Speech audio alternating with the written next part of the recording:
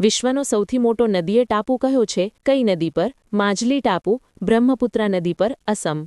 નર્મદાનું ઉદ્ગમ સ્થાન જણાવો. અમરકંટક, મધ્યપ્રદેશ. નર્મદાની લંબાઈ જણાવો. 1312 કિલોમીટર. તાપી નદીની લંબાઈ જણાવો. 724 કિલોમીટર. ગોદાવરી નદીની લંબાઈ જણાવો. 1465 કિલોમીટર. મહાનદીની લંબાઈ જણાવો. 860 કિલોમીટર. ભારતનો દક્ષિણ ભાગ કયા કટિબંધીય પ્રદેશમાં આવેલો છે? ઉષ્ણકટિબંધ. ભારતનો ઉત્તર ભાગ કયા કટિબંધીય પ્રદેશમાં આવેલો છે? સમશીતોષ્ણકટિબંધ. શાના ફેરફારોથી ઋતુઓ સ્પષ્ટ થાય છે? હવામાનના. ભારતના હવામાન ખાતાની મુખ્ય કચેરી કયા શહેરમાં આવેલી છે? દિલ્હી. કૃષ્ણા નદીની લંબાઈ જણાવો. 1400 કિલોમીટર. ભારતનું સૌથી ઠંડુ સ્થળ કયું છે અને તે કયા રાજ્યમાં આવેલ છે? દ્રાસ, જમ્મુ કાશ્મીર. દિવસ અને રાત્રિ દરમિયાનના તાપમાનમાં સૌથી મોટો તફાવત કયા સ્થળે જોવા મળે છે? થરનારણમાં. ભારતમાં પાછા ફરતા મોસમી પવનોની ઋતુનો સમયગાળો કયો છે? ઓક્ટોબર-નવેમ્બર. શિયાળા, ચોમાસા અને ઉનાળામાં લેવાતા પાકને કયા નામે ઓળખવામાં આવે છે? અનુક્રમે રવિ પાક, ખરીફ પાક અને જાયદ પાક. નમસ્કાર મિત્રો, અમારી ચેનલમાં આપનું સ્વાગત છે. આ વિડીયોમાં આપ જોઈ રહ્યા છો જીસીઈઆરટીના ધોરણ 6 થી 10 ભારતની ભૂગોળના 1000 પ્રશ્નો અને તેના જવાબ ભાગ 12. જો આપને આ વિડીયો સારો લાગે તો લાઇક કરવાનું ભૂલશો નહીં અને તમારા મિત્રોને શેર કરવાનું પણ. ભારતમાં આમ્રવૃષ્ટિ કયા વિસ્તારમાં થાય છે? કેરળ.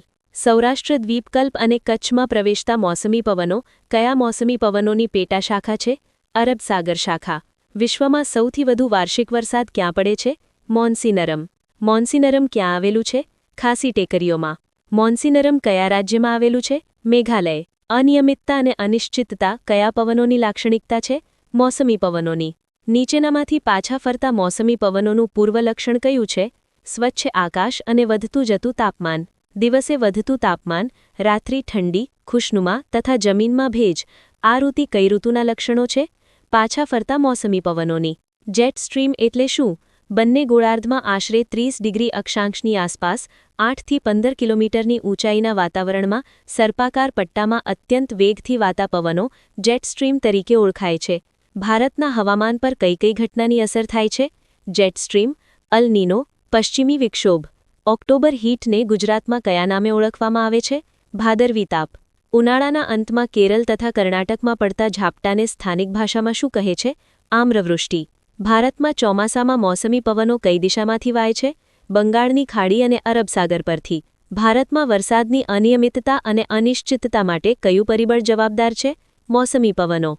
વિષુવવૃત્તના સંદર્ભે ભારત દેશ પૃથ્વીના કયા ગોળાર્ધમાં આવેલ છે? ઉત્તર ગોળાર્ધ. મોસમ કઈ ભાષાનો શબ્દ છે? અરબી. ભારત કયા પવનોનો દેશ છે?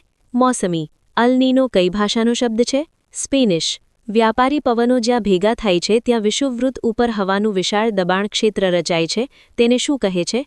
આંતર ઉષ્ણકટિબંધીય અભિસરણ ક્ષેત્ર. ભારતમાં વ્યાપારી દ્રષ્ટિએ ખૂબ ઉપયોગી વૃક્ષોની સંખ્યા કેટલી છે?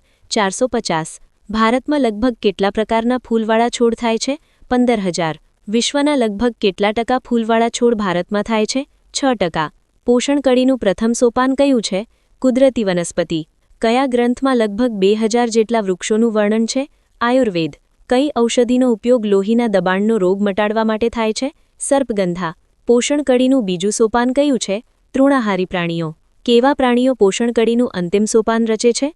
માંસાહારી પ્રાણીઓ. અંદમાન નિકોબાર અને લક્ષદ્વીપ ટાપુઓમાં કેવા પ્રકારના જંગલો આવેલા છે? વરસાદી. રબર કયા પ્રકારના જંગલનું વૃક્ષ છે? વરસાદી. અંદમાન નિકોબાર ટાપુમાં કયા પ્રકારના જંગલો આવેલા છે? વરસાદી. વિશ્વ વન વર્ષ ક્યારે ઉજવવામાં આવ્યું હતું? 2011. ભારત સરકારે રાષ્ટ્રીય વન નીતિની ઘોષણા ક્યારે કરી હતી? ઈસવીસન 1952. ભારતની રાષ્ટ્રીય વન નીતિ અનુસાર ભારતના કેટલા ટકા વિસ્તારમાં જંગલો હોવા જોઈએ? 33%. ભારતમાં કેટલા ટકા વિસ્તારમાં જંગલો છે? 24.62%. ગુજરાતમાં કેટલા ટકા વિસ્તારમાં જંગલો છે? 7.61%. કયું વૃક્ષ ઉષ્ણકટિબંધીય ખરાઉ જંગલોનું મુખ્ય વૃક્ષ છે? સાગ.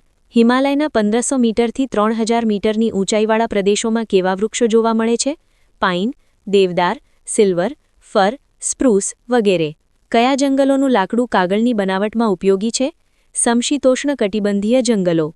આલ્પાઇન તથા ઝુંડ વનસ્પતિના જંગલોમાં કઈ જાતિના લોકો વસવાટ કરે છે? ગુજ્જર તથા બકરવાલ.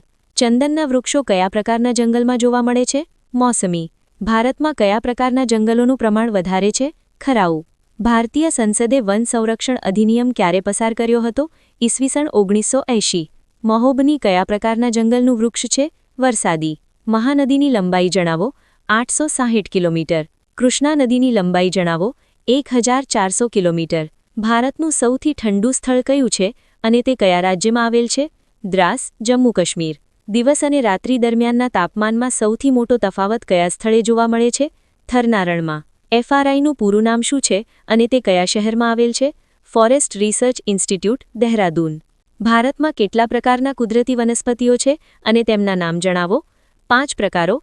1. ઉષ્ણકટિબંધીય વરસાદી જંગલો. 2. ઉષ્ણકટિબંધીય ખરાઉ જંગલો. 3.